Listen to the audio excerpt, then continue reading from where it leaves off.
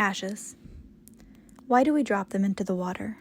My father, my cousin, my grandmother, my aunt, all of them burned down to ash, then dropped into the long waves. Soon my mom will go that way too, and my brother, me, my children. Do we dissolve ourselves into the current because the world underneath is so different from our world, shadowed and chilly and filled with cold creatures who aren't bound to the ground? Our new ash sinks and swirls and lands all mixed up inside the sand down there, like we're finally part of the place we grew up loving. Or maybe it's because we can't breathe down there, like our loved ones are truly lost to us if we let them fall into that deep and breathless realm, where there are no words, no language, no humanity.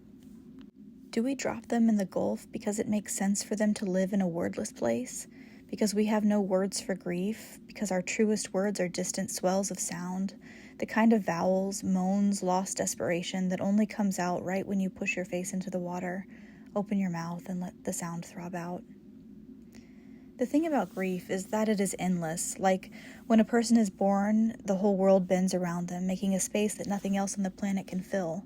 Then when they die, the space is left behind, and everyone who ever knew them can feel it until they either forget or die themselves. We all chug around the planet, bending away from the spaces left behind or leaning into them. Sometimes we fill the space left behind with stuff or memories. Sometimes we pretend the space left behind is stupid or boring or a waste of time. Sometimes we slam ourselves against the space over and over, trying to destroy it or trying to fit our own selves inside of it.